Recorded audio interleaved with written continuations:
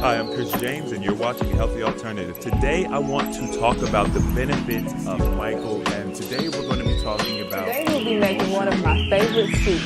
Welcome to the tomato JR72 soup. Challenge. I am Animated Mel, and I am your mental and wellness coach for As always, perfection is not needed, but consistency. We must first lovingly accept what is. You can't heal a body you hate.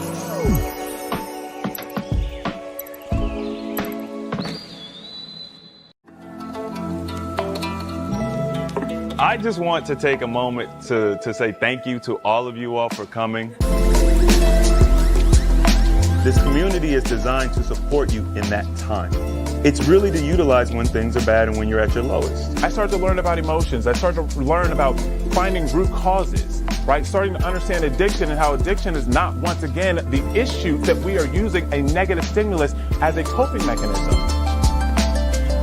Part of my mission is to make sure people know that everything we need comes in a natural form. It's already here for us. I am determined. I am strong. And I am ready. We must first lovingly accept what is. I often say, you can't heal a body you hate. This is healthy blood cells. And that's what we're aiming for. So you can see the contrast. Okay? What you do matters. Thank you all for coming. Be blessed.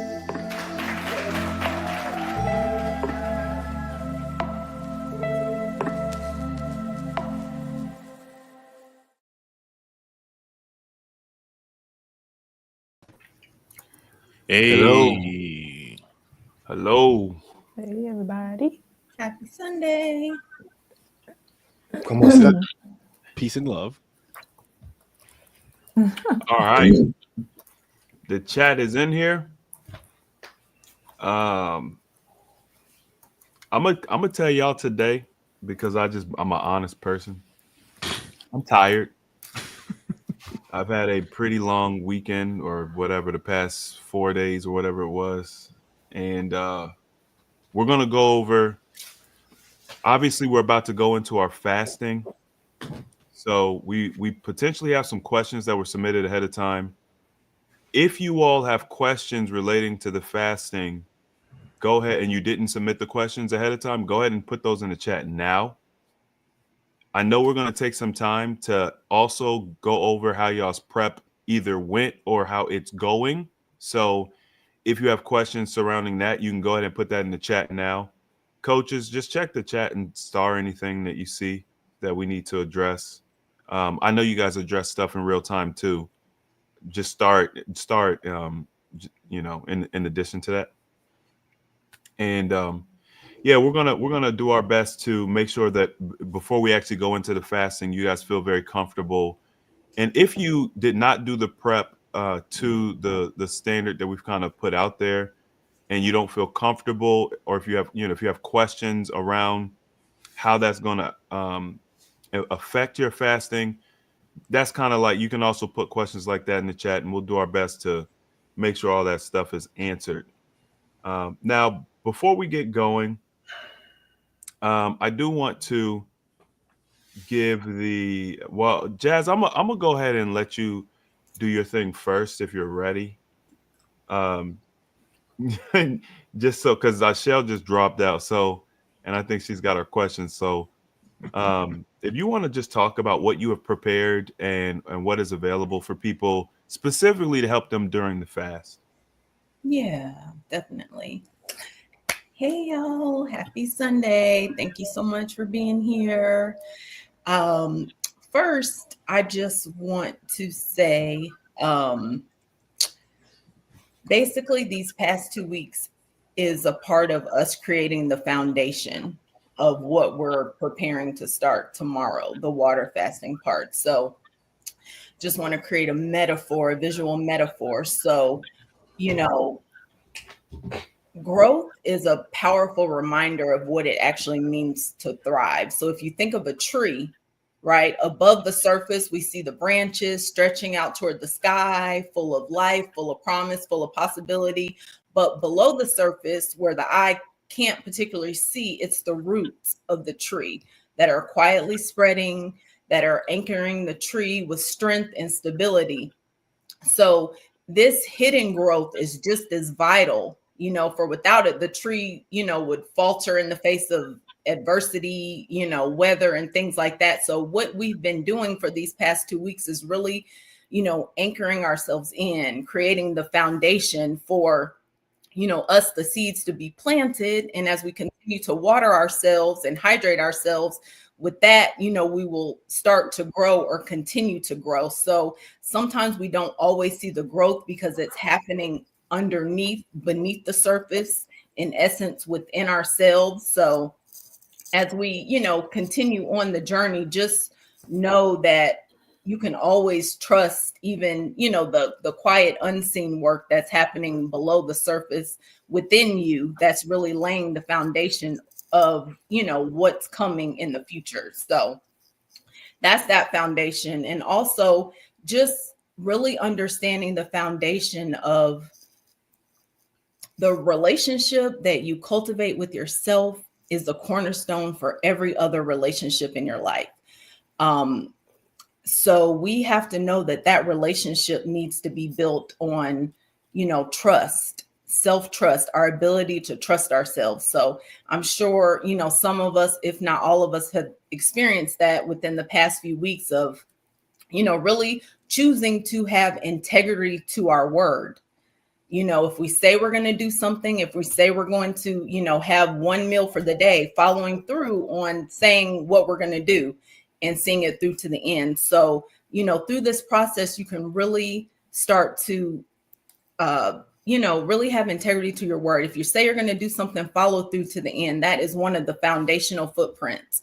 Also, honesty, being able to be beautifully honest with yourself in this process of seeing, recognizing things, foods, ideas, thoughts, people that no longer serve you, and being able to be honest with yourself in seeing that and expressing that. And also the third thing would be listening and communicating with your body. Our body is always speaking to us. We're just often lousy listeners. As we, create a foundation within ourselves based on self-trust, honesty, and listening, communicating with our bodies, this is how we start to really cultivate and fortify the relationship that we have with ourselves. So as we are, moving away from eating food, I just want to encourage everyone to look at this not as, deprivation of the self, but more as like liberation. You're freeing yourself of things that have been holding you down and back for a very long time. So, if you're struggling to really embrace this process, really use this as a perspective shift of, what you're letting go of, all the things that you're letting go of is really creating an empty vessel. And within that, you can pour into yourself of things that will serve you, will support you. That's one of the reasons why I created the 21-day, reset, recalibration, and renewal guide that I can drop the link here again if you guys weren't familiar with it or interested in getting it. But it really helps you to reconnect with yourself based on all these things that I'm saying, and really pour into yourself. And fill yourself up with, really love first and foremost, and getting to know yourself more. Because oftentimes, on the day-to-day basis, especially when we're eating, we really could have lost sight of ourselves over the days, months, weeks, and years. So being able to, get to know yourself again, pour into yourself. And, this guide is really here to support you every day for the next 21 days and beyond, to create just a very beautiful, powerful relationship with yourself that won't only carry you through these next 21 days, but just through your health and wellness journey as a whole. So thank you. You're welcome. Thank you. We appreciate that. I love the analogy of, the roots and creating that foundation, because so many people skip this. And I'm going to tell you guys real quick. I'm going to tell you an interaction that I had recently.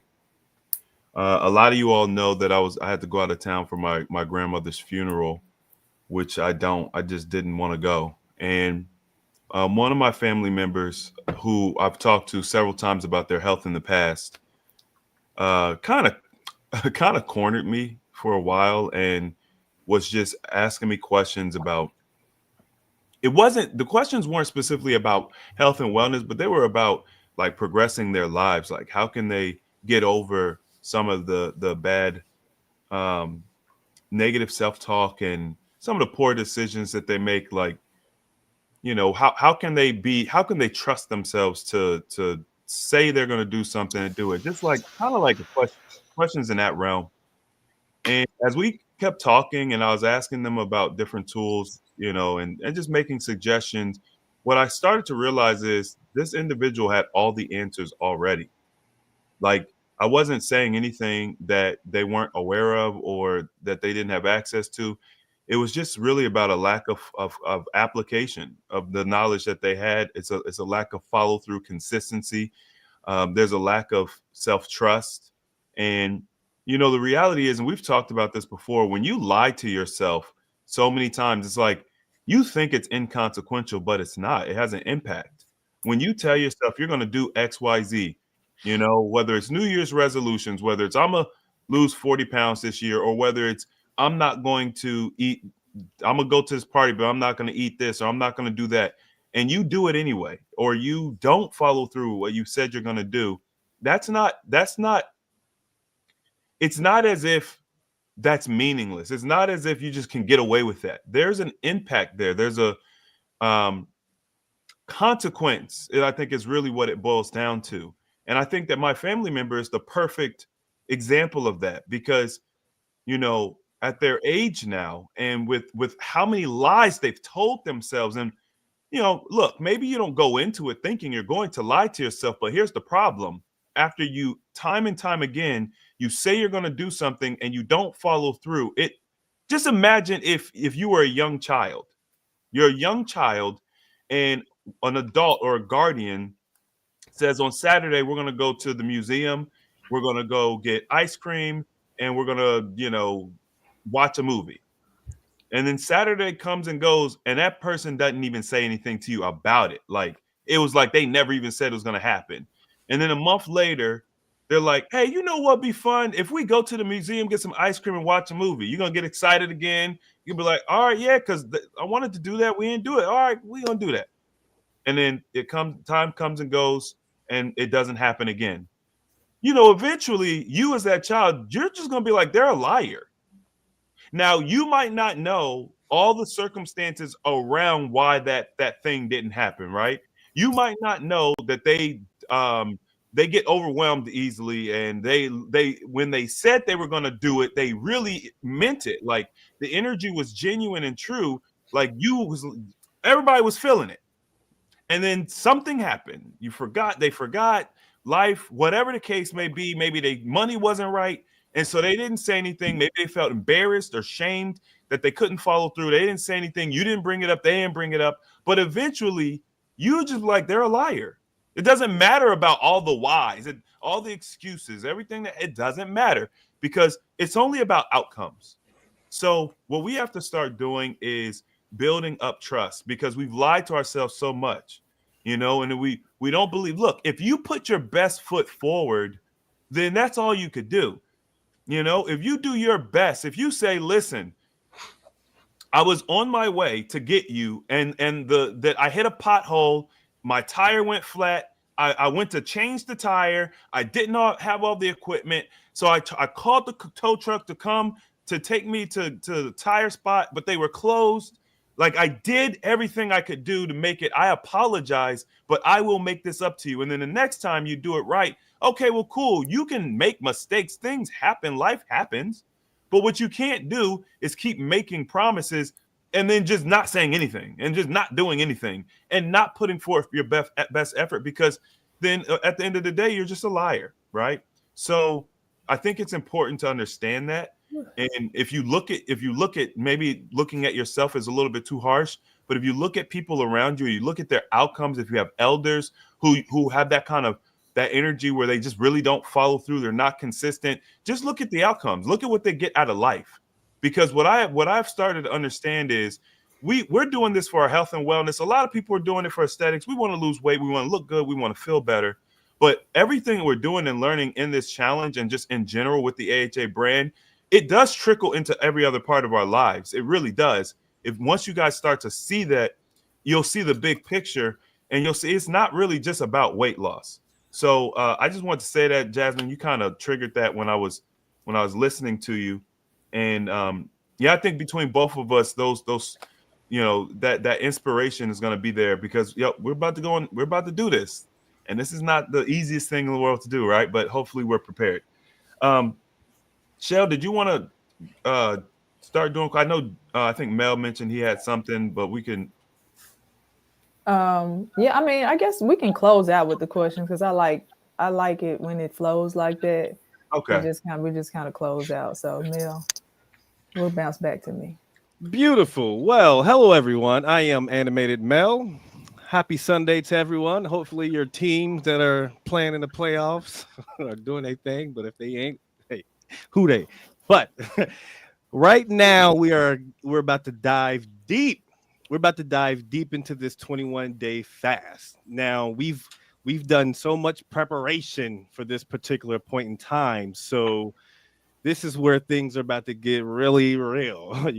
We did the prep, we did the gallbladder flush, and we got to see how just flushing our bodies and cleansing our systems is enable us to lose weight. So we were able to see the benefits of that.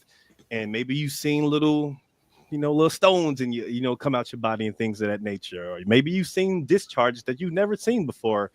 And that's all to realize what you have been putting in your body is now coming out because you're living a healthier life. Now, up until this particular point in time, we have been preparing our body to get ready for this, stopping the processed foods and, drinking water and drinking our green juice and then eating 1 meal a day. We've done all of that. We've done all that preparation. Now, starting tomorrow, we're about to get into the actual game. So I want to give you all some tips for success for this water challenge, because it's going to be a lot of fun. So the first thing that I want you all to do when you're starting your fast is I want you all to have clear intentions. Have very clear intentions on why you started doing this fast, and then you want to write down the things that you should reflect on. So reflect on why you're fasting and write it down. And the reason why I want you to do this is when you go through those challenging moments where you feel like giving up or you feel like, oh man, I done had enough, you'll be able to go, you'll have a checkpoint of remembering of why you started this. And that can be the spark that'll keep you going. Okay. And you all know I love my affirmations. And so you can tell yourself things like, hey, I am giving my body the gift of healing and renewal. Okay.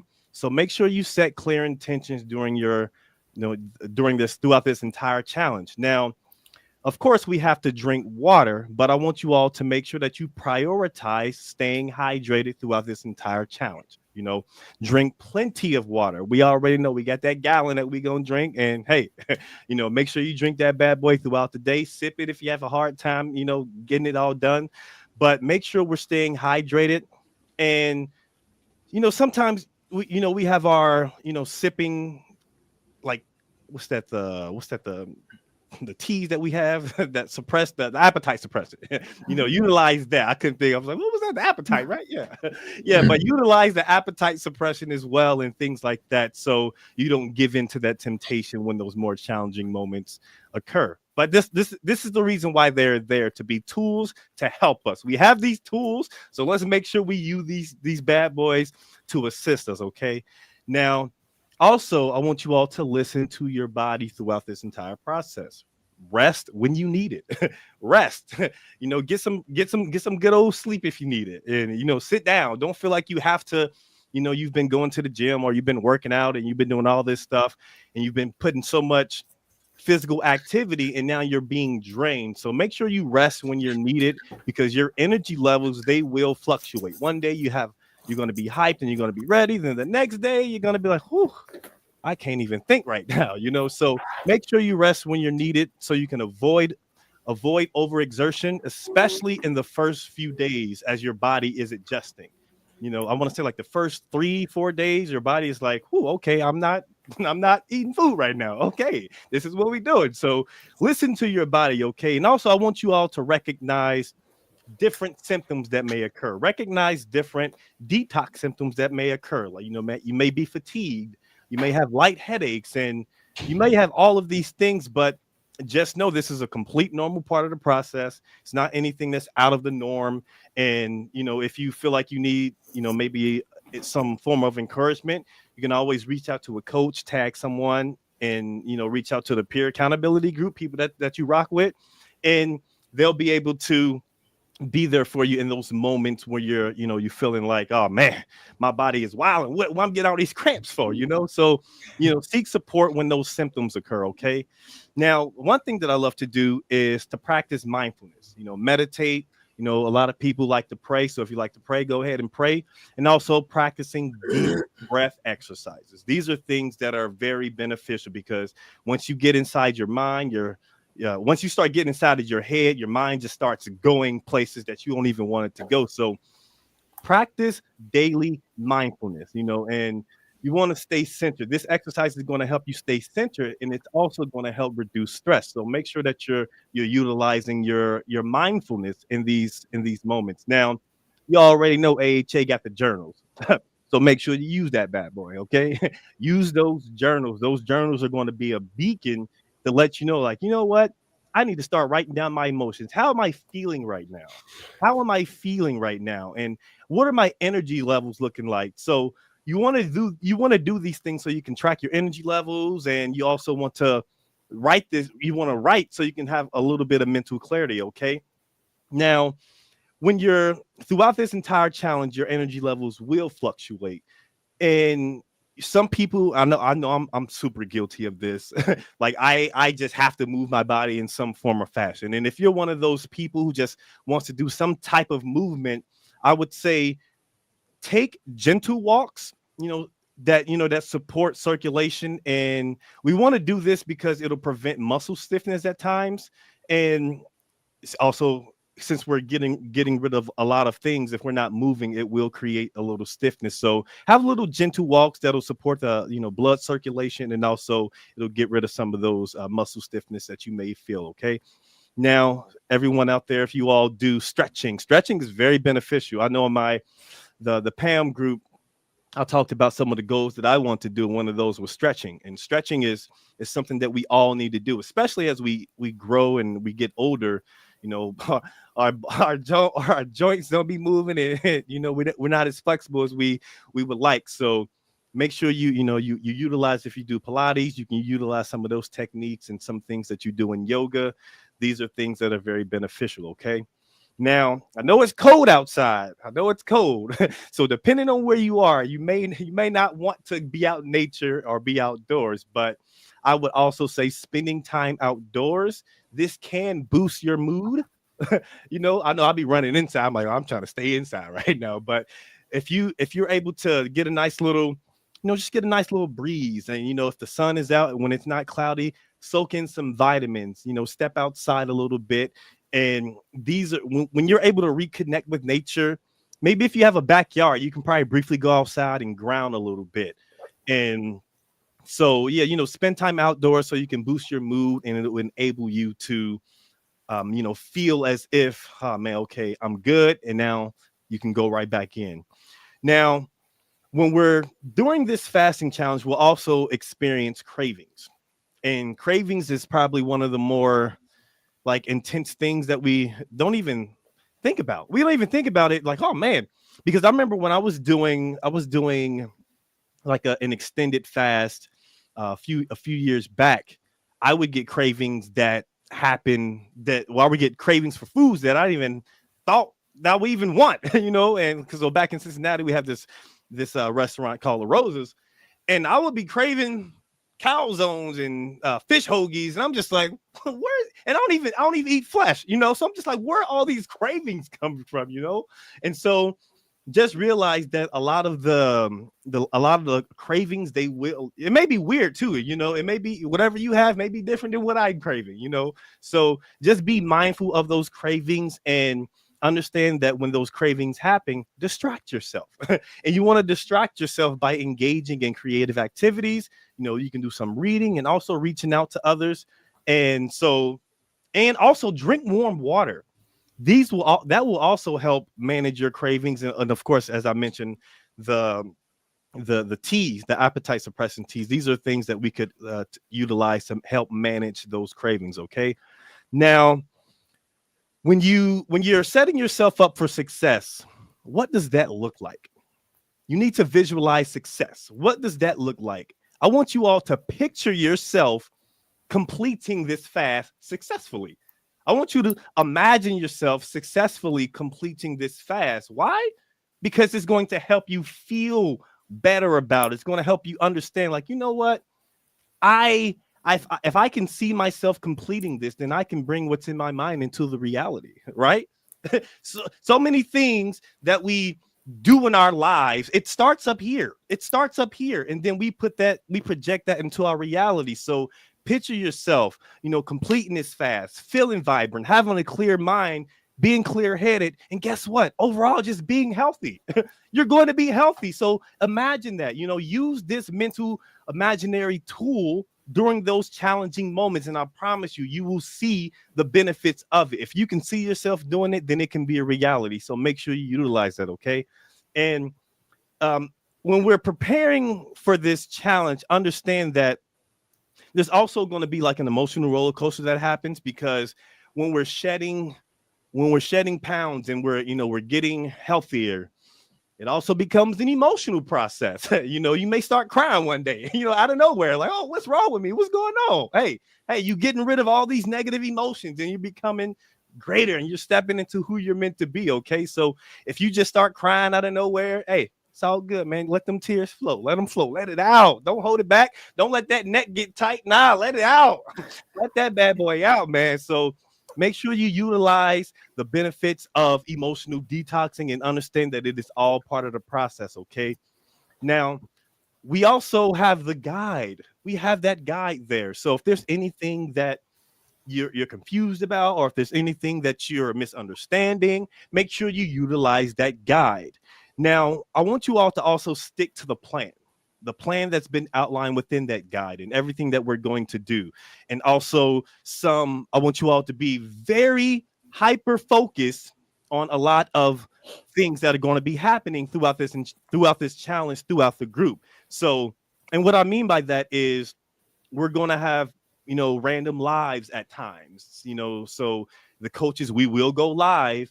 And, to be there, to say, what's going on? We'll have posts, we'll have videos, we'll have lives to make sure that everyone is, they're not feeling like they're left behind, or they're not feeling like they're left out, or that they're not being focused on or cared for. Because trust me, the main thing that we want you to do is to succeed. And so we're not going to leave you out on anything. And so we're going to go that extra mile to make sure that we're providing information that's beneficial to you. So in the group, make sure you look at, any events that may be upcoming, and understand that we'll have discussions, and this will be a perfect opportunity to share your reflections, especially if you're in the PAM fam. Like, this challenge is a beautiful thing, but everyone who's already in the premium accountability group, oh man, y'all getting it extra good, because y'all getting like an extra layer of support throughout this entire challenge, throughout the week, exclusively to you. So if y'all haven't signed up for the PAM fam yet, I would encourage y'all to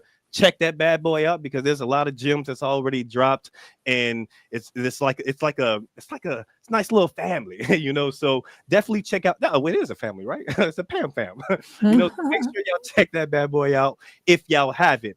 And now, to wrap up, make sure that you have a refeed plan in process, in progress. We already have everything outlined within the guide of, after everything is, it's complete. But make sure you have that process set up, already have the plan and everything in mind of things that you want to buy and things that you're going to get. And, to come off of the 21-day challenge after it's over. Okay. Think about some of the more, everything that you basically did to prep your body, it's kind of going to be it's going to be in alignment with everything that you've already done, as far as just juicing and eating 1 meals a day, getting rid of all the processed foods, and doing things that are going to benefit your body in the long run. Okay, so just focus on the challenge, focus on you succeeding throughout this entire challenge, and I guarantee all the progress that you're seeking to get, that version of yourself that you're seeking to become, what you gonna be that. So make sure that you're honed in and that you're focused, and that I want you to take this as serious as you've taken this prep. Everyone's been posting about how much weight they've been losing, and just prepping, not even going through the 21 days. Y'all just been prepping y'all body, and y'all been losing 20, 15 and all these pounds. I'm just like, whoa, that's crazy. That's a beautiful thing. So use that as a slingshot to get you to where you're looking to go. Okay, and that's it. I'll stop talking now, but I'm looking forward to success. All right. Thank you, man. We appreciate that. That was really good. A lot of very simple, easily to apply tools, and for just keeping you on track, keeping you motivated, helping you out. What to kind of expect and things of that nature. And of course, as Mel mentioned, we go more in depth on some of those topics in the guide, and also in our trainings. I want to make sure that you guys are consuming the training. So I'm gonna say this for the 100th time, just in case. These live streams are supplementals. The training that we have been that the primary training is available on the AHA Fasting Academy. So you have to go there to get it. So I hope you guys are aware. One of the things Mel talked about was the refeed, which is huge. And of course, as you all know, the cookbook is released. I just happen to have a copy here. Come on, camera. Come on, camera. There we go. It's still super bright, but you guys can see it. I have I did the final inspection of our samples, and I ordered the pre-orders. So I ordered a few extra on top of the pre-orders. So if you guys want to grab one, I'll send it out when the pre-orders come in. But these are going out, and you'll get these before the end of the challenge, of course. But that's good, because what you want to do is thumb through it, figure out what recipes you want to try, which ones would be good to try, maybe in your first couple of days, maybe later on that week. Then you have some more dense recipes you could try later on, as you guys come completely off of your refeed. But the goal here is to use the 21 day as an opportunity, not to just lose weight, but to jumpstart the lifestyle change that we all kind of talk about that we want. And your dietary habits going to play such a huge role in that. So I hope you guys are prepared for that. I want to give Johnny Jupiter an opportunity to speak. If you've got something, go right ahead. Yeah. So real quick, everybody, Jamel had some good points, and there's a couple of things.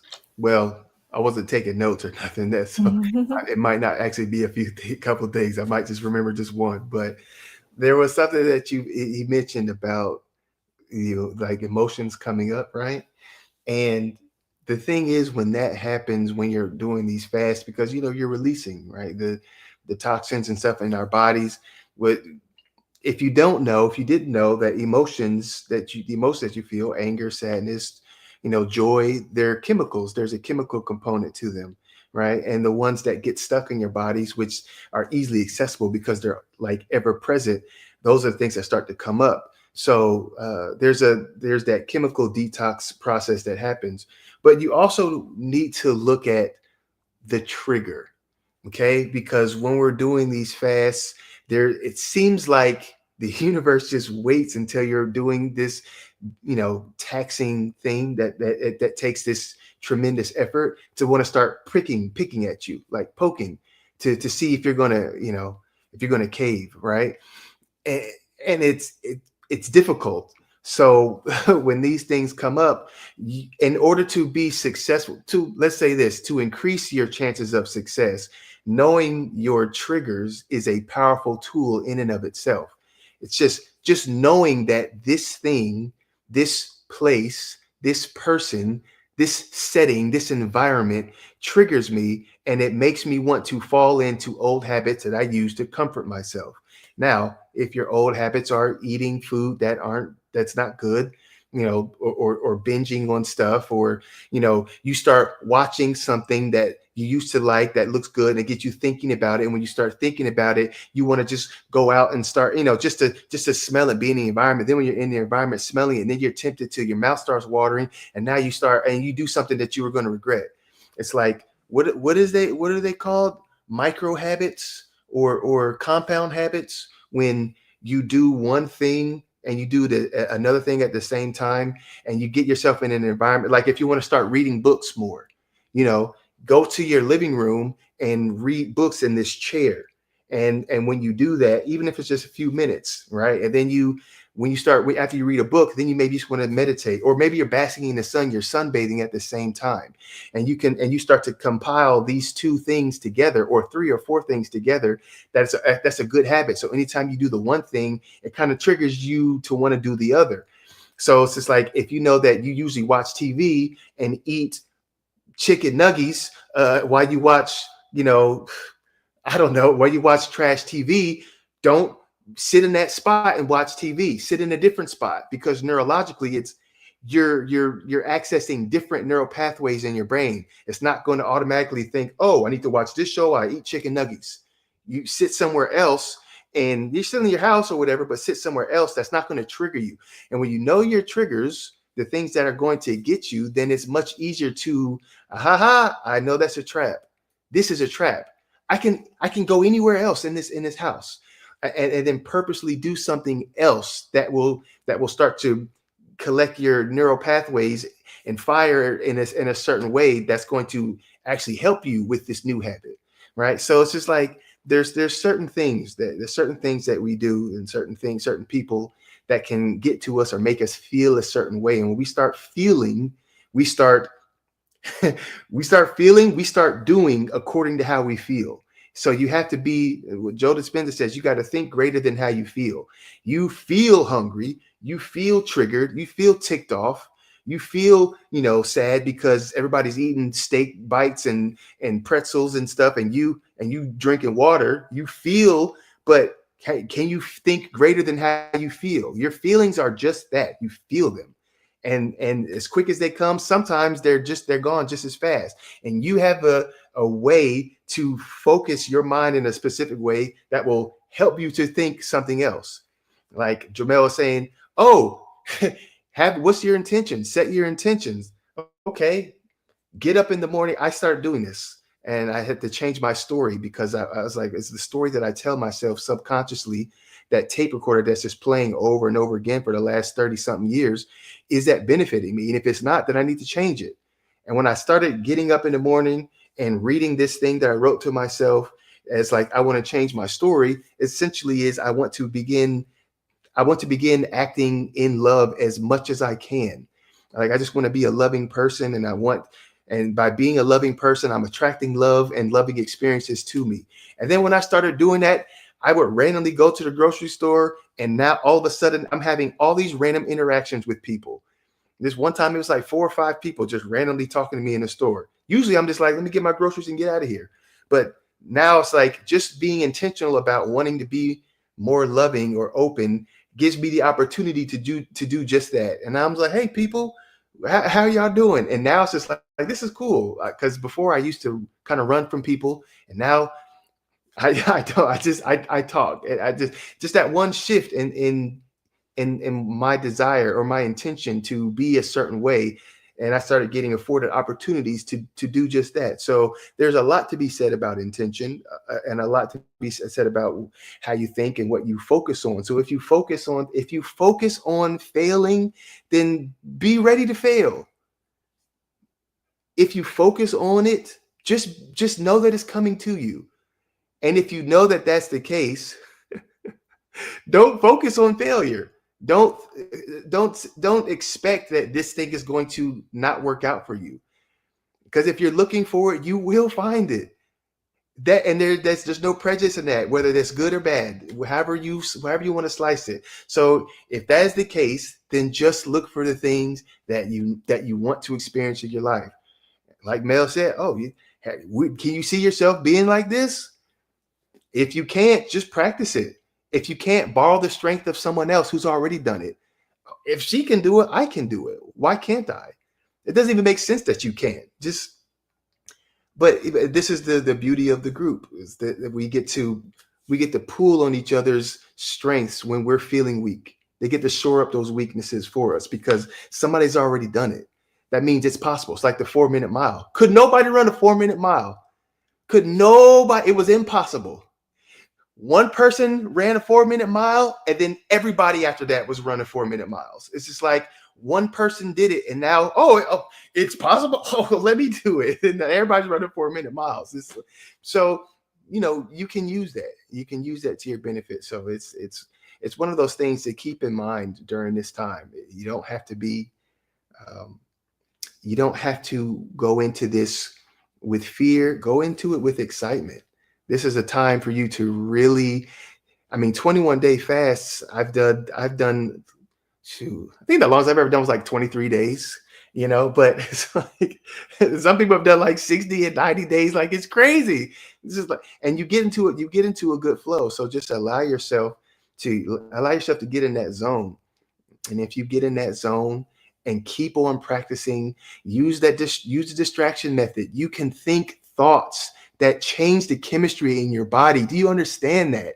If ghrelin is the thing that comes up in your body, you can think thoughts to downregulate that so it goes away, so it stops bothering you. Just, are you willing to put in the effort? Like, if you're here, you've done this prep, the liver flush, and all this prepping. If you're here, then you have the capacity to do it. It's just time to start being intentional about, we gotta stop thinking that we aren't in control of our bodies. Our subconscious does a lot of it. Absolutely. Like 95. Subconscious does all the heavy lifting, but the conscious mind is still very capable. And through the repetition, using the conscious mind, you can start to program your body to do stuff that you didn't think it could.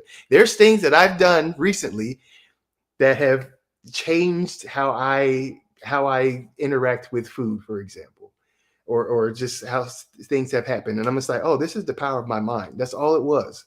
Essentially, it was a decision, right? And they say a success is a decision away. And that's true. You just got to know how to make the decision. But, that's another lie. But, we'll talk about that. But I just want to, veg you back on what he was saying, because it was really good stuff. And just to prepare as we go into the crucible, as we move into this crucible. Okay. All right, that's it. What's a crucible, John, for people who don't know? Oh, sorry. A crucible is it's like the thing where you're making metal, and it gets real hot. It's like a furnace. It's like a furnace. It gets real hot in there, and you'll see what you made of. Because if you made a metal, you'll melt, but you'll still, once you cool down, you'll be metal again. But all the little impurities and stuff, all that stuff gets hammered out. And it's what it is. And we're hammering out impurities out of our cells, our fat cells and whatnot. That's exactly what it is. And so going through the crucible or going through the fire in order to burn away the impurities is the way it works. And it's interesting how you see parallels in the physical world, the same as you see in our kind of like the spiritual world, and then the crossover between those two. Like, you're gonna see a little bit of both. I really love that idea to think, can you think greater than you feel? It sounds easy, but it's actually quite the challenge if you're depressed, or if you've allowed your subconscious mind to run rampant too long. I think I look at the subconscious mind. Oh, it's amazing, right? It does a million things a second. So it's incredible. But, just like anybody else, you've got all these employees. They're working. They're doing all the blah, blah, blah, blah. Some of them develop bad habits along the way for whatever reason. Every once in a while, you need a manager to come in and be like, hey, did you realize that you've been doing this slightly wrong for like the past 20 years, just slightly wrong, and it's affecting our productivity holistically. Like the manager can see the big picture. The little guy's just there doing the thing, and he made one mistake years ago, and he's been repeating that mistake. So the manager, the conscious mind is like, hey, just so you know, to get a little bit more efficiency, you could actually do it this way. We get a little bit more efficiency. Your workload will be a little easier. You know what I mean? Take that as you want it, right? It's like the conscious mind can make those little nuanced changes. Don't just let your subconscious mind run rampant, because there's protection mechanisms in place. There's things that we're just that's built into us to help us and keep us sane and keep us moving forward. When we don't have the proper knowledge and tools, the subconscious mind takes over and keeps us protected. But then at some point, we got to go back and we got to do our little managing. All right. So I love that. Thank you, John. Shell, I'm going to go ahead and give you the floor so we can go through some of these questions. And then I did see we had a few questions that we starred that we'll grab and then we'll close out. Go ahead, Shell. Okay, perfect. I'm glad we did it this way because y'all kind of answered some of the questions we have. So we'll go through it to make sure we acknowledge them. All right, so one of the questions is, hi coaches, before I started this water fast journey, I was not craving unwanted things to put in my body. But now that I am committed to a change out loud, I'm now wanting unhealthy things or unhealthy items. This is not the first time this has happened. It's like self-sabotage. Why does this keep happening? Sorry for the novel. I really need to dig deeper into these exercises. Mm-hmm. So Mel pretty much answered the question, and John kind of veggie backed off of it as well.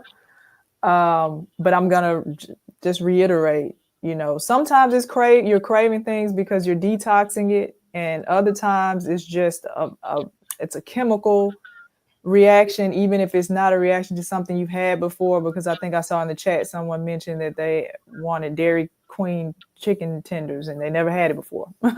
So it is, and for you to say that it happens, when you're fasting, then that's something that it's unfortunate that you have to push through it, but you made that decision. So now, use your tools, connect in the group, make sure you're watching our videos for that's connected to the 21-day challenge on the Academy. That's the ahawellnessacademy.com, because we have trainings that are available there to go over detox symptoms. This could be a detox symptom. It's just one of those things where, when you say you want to go on a diet, and if you work in corporate or in an office, they start having all these potlucks and pizza days and cakes and all the things start happening right when you're ready to make a change. It happens that way so much. And we don't have a definite answer as to why, but we can say that it does happen and you can get through it if you use your tools. So you're on the right track. You committed to something. So use the group, use your tools, and you definitely will be able to get through it. But don't feel like it's just you, because it's not. It's something that happens often. Real quick, Shell. Mm-hmm. I think people also, when they make that declaration verbally, you got to understand that your brain wants to be efficient as possible. So when you make it a declaration, I'm not going to eat this anymore because I'm doing this. That means there's extra energy it has to expend learning a new routine or a new way of being it's now inefficient, and it doesn't want to do that. It wants to save as much energy as possible and stay in that place. It likes to be in that comfort zone. So that's part of the reason why, as soon as you make that declaration, everything starts happening, because your brain doesn't want that new thing. It wants to stay right where it's comfortable. And that's part of the reason why that's so difficult. But I just want to add that in there. Yeah. Hey, just to, I guess I can talk. But just to add one little bit to that, the part of the brain that happens in that John's talking about is called the amygdala, and it's something that is studied in psychology, and it is designed to help keep you steady or stable. The brain doesn't like to necessarily make changes. It likes to know what's coming. It likes to know your history. All this is done, once again, by the subconscious, which we talked about. So any kind of change that you are looking to make, whether it be a positive change or whether it be a negative change, it's going to be difficult to do. We always will simply want to revert right back to old habits because that's just simply what we know. And it's not necessarily because it's the best thing, it's just what we've always done. So this is funny thing is to mention it in my fasting identity guide, I talk about the amygdala, and everything in there is designed to help you understand you, because who you are and the things that you actually do, most of them are not controlled by the conscious mind, as we've spoken about. A lot of who you are and the things that you do are controlled by the subconscious, over 95%. So you think, oh, this is a good thing, I'm going to make this change. And then you have 95% of all of your brain power and energy and actions that are actively fighting against you. So it takes an effort to make some changes. But one of the biggest changes that you can make is having is just knowing that there's a problem, right? Just being conscious and aware of something. I believe it was John that was speaking about that as well. When you're just conscious of something and you can see it, it makes it so much easier now to address it. But if you're unconscious about it, no matter what it is, the change, whatever it is you're looking to do, then it makes it very difficult to make that change. So this is why in my guide you have these 30 essays, and just for the sake of time, we'll talk about this more this week, but they're there specifically for a reason. It is to get you to understand more of who you are, but doing so in a sneakily way that bypasses some of those safeguards that the subconscious has placed to get you around those, so then you can have multiple of those aha moments where you're like, oh, this is why I do this, right? It's to get past or to sneak around the ego and the amygdala, so you can bring more consciousness to some of the things that you do, and you can be like, I didn't even realize I was doing that, and that's really going to help you. So I want to add on to that question, but that was also kind of what I wanted to talk about tonight, but I think some of the other coaches covered a lot of that anyway. Cool. Anybody else? John, I'm gonna jump back into the questions. Okay, so what are the best combinations of LifeWave patches to use for the 21-day challenge to enhance fat loss and feel great? I currently have X39 and 49, SP6, Eon, glutathione, energy enhancer, and carnosine? Carnosine. Shoot, yeah, man, you could use the X39s, of course. I would say energy patches, absolutely, for that metabolic increase in energy, because it's not just about having more energy, but also just ATP or this energy that runs your body. So that would be a good one. Shoot, depending on what you got going on, I mean, SP6, if you have a lower your thyroid function, for example. But even the glutathione, because your organs, like your liver, for example. Sorry, that made me laugh because I'm thinking of something. But your liver is that master organ of detoxification. So you want to have other things to help with clearing things out and keeping the energy high. So what was that? 4 X39, energy, glutathione, SP6. I'd say those are really good for I'd say for doing a long term, just so it's not like overwhelming. But Okay. Okay, my friend invited me on a hike on day 7 of the water fast, but I'm not sure if I'll have enough energy to even complete the hike. Wondering if I should cancel. I did all the prep for the fast, the liver and gallbladder flush, some enemas, and a colonic. Also, I don't have much weight to lose. I lost 10 pounds during the prep, and I'm nervous that I'll lose too much weight during the 21-day fast, and my family will try and call 911 on me, LOL.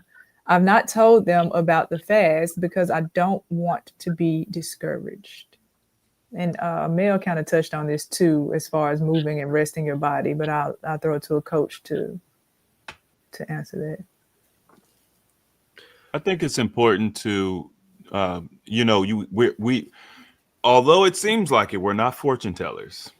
I don't know how you're going to feel. I don't know where you're going to be. Look, when you fast, there's waves. Okay, you go up and down, heavy detox, euphoria. You kind of go back and forth between those. If it's a day where you feel euphoric, you might be like, of course I can do a hike. And any of you guys who have been fasting, y'all know what I'm talking about. I used to call it the Goldilocks zone. Those were the days where I just felt incredible. I'd go out, do whatever. It didn't matter. You just felt good. You was good. If it's one of the days when you just happen to be detoxing heavy, then of course not. Do not do that. We do encourage, getting out, moving, and getting the lymphatic system, things of that nature. I don't know how intense the hike is going to be. Maybe maybe you've done it before. Maybe you haven't done it before. Maybe you're used to hiking. A lot of those things make a difference. But at the end of the day, it's a call that you have to make. And I'm going to say you don't want to overexert yourself. So it may be one of those things where if you feel good, you go. If you don't, you don't. Or you want to play it safe. Maybe you feel kind of in the middle and you just say, I probably won't be able to make it. Worst case scenario, and I mean, this is just me keeping it a buck. If you guys want to have some infused water or something like that available, that way, just in case you do feel a little bit drained or whatever the case is, you'll have something. But I don't know how long the walk is. I don't know how intense it is. It's just a lot of factors. You just got to kind of gauge it yourself. Yeah. This falls into that listen to your body territory. If you feel up to it, go for it. If you don't, you don't got to be a flake. Just be honest. Say, hey, I was feeling good, but now I'm not. So I'm gonna skip out today. It's okay. Other person will be all right. Yeah. Reschedule the hike. You know what I mean? Reschedule that bad boy. You'd be good. Yep. And just to address the part about, discussing with the family, it's unless it's family that lives at home and they're gonna see what's going on, it's okay not to really have that conversation if you don't want to, because some people really don't understand fasting and what happens. And of course, if you're fasting, you're going to lose some weight for sure. But once you start refeeding again, you'll gain some back. So again, listen to your body, pay attention. If you decide that it's too much weight and you want to come off of it for whatever reason, we do have all the things you need for refeed. Reach out to a coach and, maybe have some kind of plan to offset that if you want to. I highly encourage that because you're here doing the fast for a reason. If it's not weight loss, it's something else that you're seeking. You have other goals. So before you just decide to stop, if you're looking at the scale, just reach out to a coach to see if you can have a quick session to map out a plan for yourself. But yeah, don't feel like you have to tell anybody. But if you do, just stand on what you want to do and what your desires are, and express that you've done your research and you really connected to this, and just ask that they respect that for you. Those are all the questions we had. I did want to say what the moment you had with Mel is what you get from being a part of the premium accountability membership. As he was speaking and coaching and going over everything, I'm like, okay, they're getting a real live version of what happens in PAM. The only difference is, at the end, at some point, you can come on live and have a discussion. So if you haven't joined PAM yet, if you don't participate in the pack calls, join in so that you can have that additional live support throughout this entire process. Of course, you have us here on Sundays, and we have some coaches that will pop in and do some lives as well. But if you're someone that's still on the fence about, you're here, so you're not on the fence about joining the challenge, but you're nervous about, if you're going to stay on track, or if you're going to have the support you need, or, these different thoughts that come up frequently in the past that may cause you to self-sabotage, join the premium accountability membership so that we can help you and you can continue to have that live human interaction, coupled with all the other tools that you have, or join the pack calls. Just talk talk it through, write it out, do all the things. We had a couple breakthroughs on the last session that I led on Monday. I'm not going to call out a name, but of course, if you were there live or go back and watch the replay, someone put in the chat that they had problems journaling. Like they bought the AHA journal, they just can't seem to get it out and start writing and, you know, all the things that she wanted to do. And I said, right in the middle of the session, I said, well, pull it out right now. Let's just do it right now. In the moment, real time, let's just do it. If that's a concern with taking action, we're in an accountability space. As your coach, I'm going to challenge you. Do it right now. And as I continued on, she put in the chat, she said she pulled her journal out, she started writing, and she felt better and had, you know, clear insight. These aren't the exact words she used, but that's what came from the conversation. So that's the benefit of being a part of a group like that. You know, sometimes we just get in our way or we lack the motivation. We took the necessary steps to put ourselves in a place to have the support, but we still lack the motivation. And that's why we're here. So we're here to continue to support you. Join Pam. And let's rock this out. 21 days. Y'all are here. Let's make the best of it using the tools and things that we have available for you. Absolutely. We had a couple questions that people had submitted, and I'm gonna kind of go through those real quick. But I'm gonna go ahead and grab this link for Pam. I don't know if anybody did. Somebody put a link in there? No. Okay. Yeah, I'm gonna put the link for Pam in there for you guys. And I think you know, when it comes to people get anxiety around things that I don't know.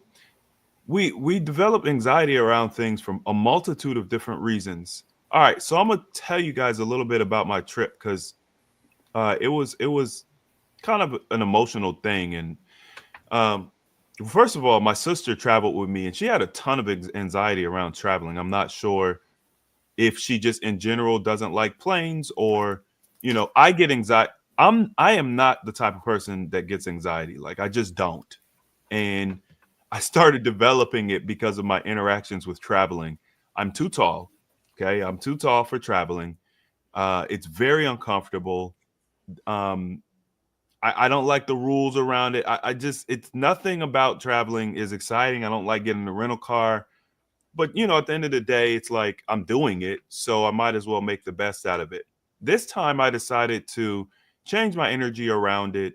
And I decided to talk to somebody on the flight next to me, which I never do. I literally never talk to people on flights.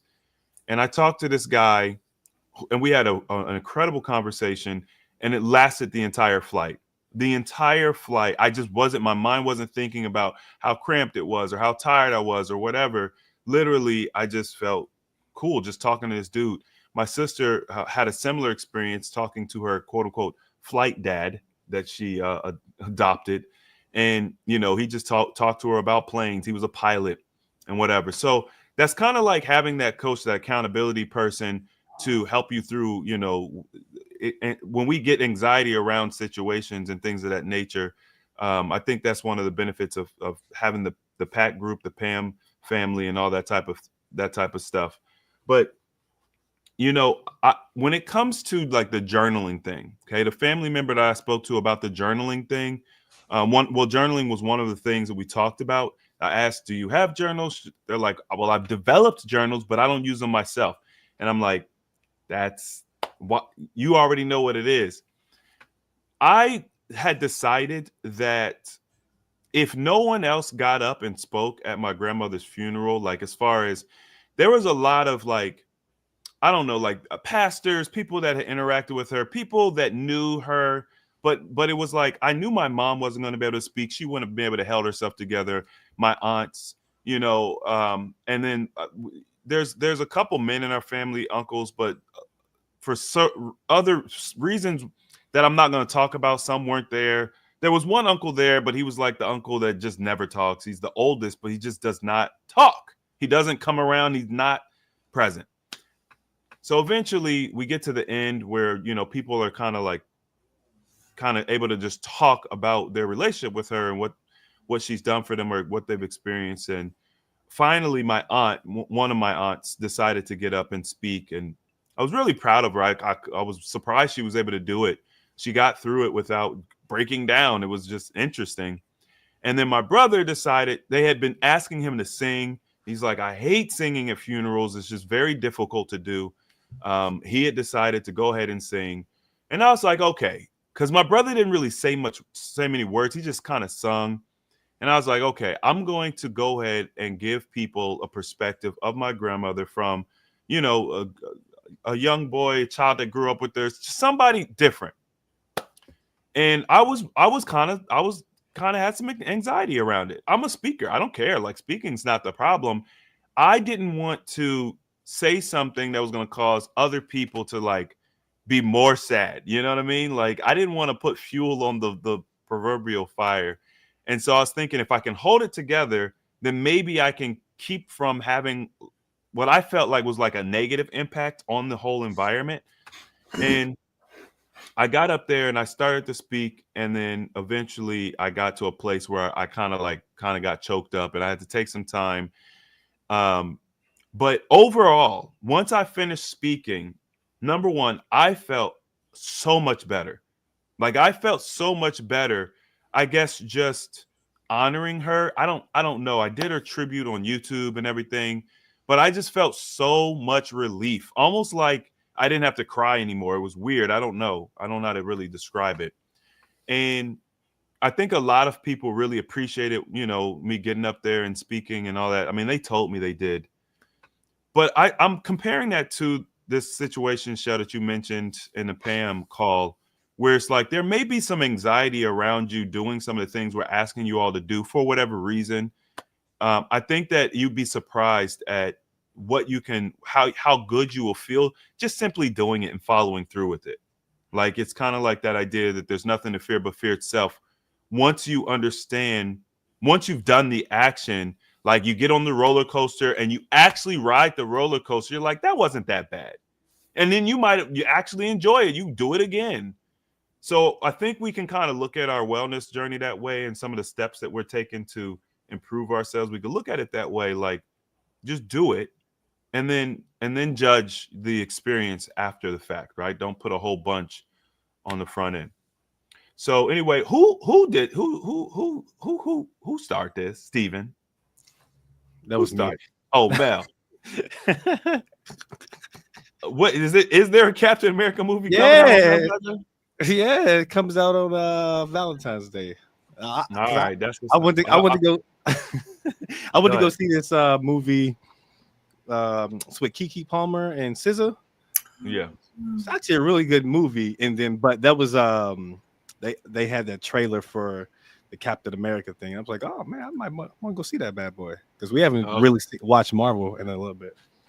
Well, Marvel's been slipping up. So anyway, thank you for the little jokey joke. We appreciate that. I'm learning that frustration makes me want to eat in my old ways. I'm learning how to not get so frustrated. I really liked this comment because this is like what you should be learning about yourself as you're going through the journey, right? We're not just walking and doing the prep and doing, oh, I lost 10 pounds, 23 pounds, whatever, which is incredible, y'all. I saw y'all's weight loss, just incredible. You also want to make sure that you're paying attention to yourself. What are some of the other things that you're learning? So now you can see that as you become frustrated, it makes you want to eat. And so then so then how can you manipulate your environment to either decrease the frustration, or how can you come up with better coping mechanisms to deal with your frustration? So I thought that was good. Okay, what is the Pam family? Shell already kind of went over this, but just briefly, it is a subscription where you're able to come and join the coaching team 3 days a week. We have live calls that you guys can join. There's a secret area, just like this is a secret area for this challenge. You join that. There's a whole bunch of other people who are in that group, and we just simply work together to uplift each other. It's like an accountability. You get a guide, and it's and then there's hundreds of hours of archive calls. So if you guys need motivation, you get to see a different side of the coaches, in my opinion. Like, that's what I would say. You get to see a different side and get unique takes on things. I teach differently, for sure. So, something a little different, more personal. Question: when I got my colonic, the people at the place suggested I do a gallbladder flush after the 21-day fast before the refeed to flush out toxins from the fast. Thoughts? Good advice. Good advice. This is one of the reasons why we told you guys to do your enemas every couple of days. You could do a colonic, once a week or two times, three times throughout this challenge. All of this is to encourage, as the body dumps toxins into your elimination pathways, to move that stuff out. I see no problems with this at all. It works perfect with the timing of when you do the flushes, you're not supposed to do them more frequently than about once every 3 weeks, maybe once every 2 weeks if it's pushing it. So timing's perfect. Go for it. But you technically can't do it that way because you need to eat in order to do the flush. So it's kind of like, Oh yeah, she did say before the refeed, didn't she? yeah. So Okay. you would just have to you would have to just refeed really cleanly and just do a flush in about 6 days. But I mean, which is fine. That's not yeah. going to hurt you. Yeah, good catch, Sean. Thank you. The herb. I love your question. Oh, the herbal ash pot. I love your question about dry fasting together. Yes, coaches, can we do a DR96 challenge or similar? Maybe a short blitz, rolling, dry fast challenge. So I did see this. I saw the question about us doing a group dry fast. It's something me and Shell have been discussing actually, and blah, blah, blah. Yeah, probably. We'll probably do it. We'll probably do it. It'll definitely be something like a blitz type deal, but we've been playing with the idea for a while now. So, and you guys keep bringing it up. So, I had a huge breakthrough the other day. Day 30 water fast, almost broke, but energy is cooking, and I'm good. What does approaching 40 days look like? I'll bring Stephen and John in on this because you guys have done some longer fasts. But what I'll say is, I know that we spoke. When you do your fasting, and I mentioned this to you guys too, like there's ups and downs. Now, when you're doing these long fasts, your downs, they get down and dirty because you're unlocking. Your fasting is like peeling back layers of toxins. It's going to peel back layers, and as you get deeper and deeper, you're unlocking and experiencing things that can feel very scary. So it's important to just understand. And I think you did the right thing. You reached out to a coach, you got advice. I'm sure that was extremely helpful in making a good decision. So I think you're a great example of how people should be interacting. Like use us to your advantage. That's the whole point. But I'll give it to John and Steve to see as you guys start getting up into those longer fasts, 20 plus days, what was unique that you maybe experienced? I would say that probably the depending on where you're at, and if this is who I think it is, I would say that. Well, let me just say this. In my experience, when you start getting into longer fasts, you start feeling the process of boredom, of doing just not chewing, not doing anything, and it's not really the detox that really gets you like to stop. It's really it's really at that point mental, where you're just like, you know what, I'm just good, right? Now adding an additional 10 days, and depending on, and I'll just say this in general, depending on a person's level of motivation and their drive and their reasoning for what they're doing, will determine if they would go an additional 10 days to 40 or if they would stop. If you are experiencing extreme hardship and there's something that is ailing you, then that's extreme motivation to continue. And that mental lull, I'll say, or that boredom may not kick in as much as others because you have something that is very prevalent that is causing you to want to push forward. But other than that, what I would say is that it pretty much looks the same as the last 10 days, which is just even. And you may have those up or down days, but for the most part, detox wise, it's really just going to be mental. You're just going to get bored. And if you want to continue, just push through and mentally finish. But physically, really not much is going to change. Europe, that's about it. That mental game at that last little bit. So you can use your minds to do things in a way that benefits you, but it takes effort. You have to intentionally put that energy out there to get a better benefit. So yeah. I'll say that I know that you've been doing some extra detox preparation. You know, we've talked about colonics and enemas and, you know, patches and lots of things. So you actually might have a more unique experience than what other people have just because of like the preparation you've done. But I'll say, generally speaking, as you guys start getting up in those 30 to 40-day fasts, you also start seeing weird things coming out in your fecal matter, which may or may not have slowed down depending on what you've been doing. But you know, as early on when we were doing like the long fasting, that's when we start seeing weird stuff coming out in the fecal matter, or you would have really weird smells and stuff like that. That's also something to look out for.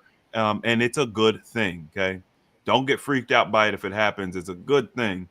But once again, what we've been teaching in this 21-day challenge is really to help you guys avoid that type of stuff. But that's just one thing I want to put out there too. All right, last one. Do we have to finish the green juice? You do not have to finish the green juice.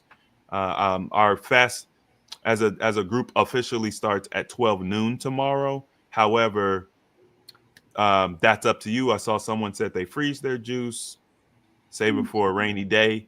I guess it depends on how much you have left and all that. But our goal is never to try to force you guys. If you don't get through certain things, it's never to try to force you to hurry up and finish. You can surely just start fasting tonight. Whenever you stop eating, consuming, you start your fast and keep on about your business. So hopefully that puts you at ease. All right. Do we have anything else, y'all? So look out for the lives that's coming too, because we about to get hot. The crucible is activating. Yep. I just actually created some events for Jasmine's Live. She has a series coming out for y'all, so you can go in and RSVP so you can get those reminders over the next 3 weeks. Okay. That's incredible. With the series. That's what I like to see. You know what I mean? Yeah. I like Got that. your nice little visual up there, Jazz. It look all official. Yeah. I like that. It's first night, so Yep, tomorrow night. Yeah. Starts tomorrow night. Okay. That's the participation in those types of extra things that we're doing. These are the small, I would say the small decisions that help people be successful at a higher rate. So join it and learn. Also, I saw someone asked about the patches. I went ahead and put the link to the patches in the chat. If you guys want to grab any patches, it's also in the PDF guide. And then, of course, if you want to, reach out to any of the coaches, if you need specialized information about any of the patches, you guys could reach out to the individual coaches and get information about that. And you actually just reminded me, I don't think I actually added the patch content to our academy. So I'll make sure to add that so you guys have that coming up this week as well.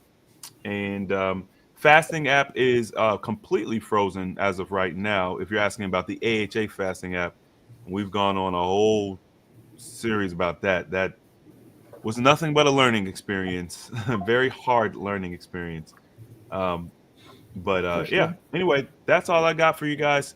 Thanks for joining, staying a few extra minutes over, and we will see you all in a couple of weeks for this live stream. We are going to take a break next week, but we got Jazz doing a live. I don't know if Coach Mel, Johnny Jupiter's got some lives coming, but we will reconvene after our first 2 weeks of fasting. Yep. Yep. Okay. Peace, all everyone. Right. Good night.